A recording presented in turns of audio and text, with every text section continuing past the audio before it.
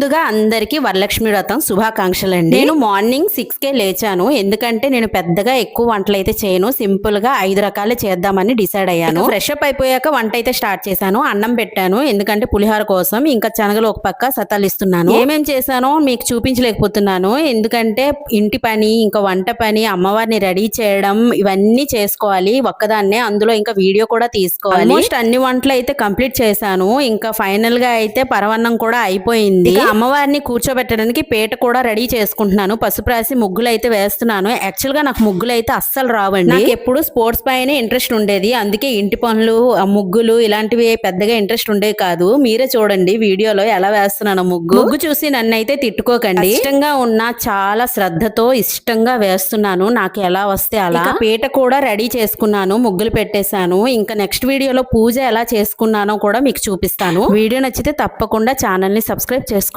Take care all.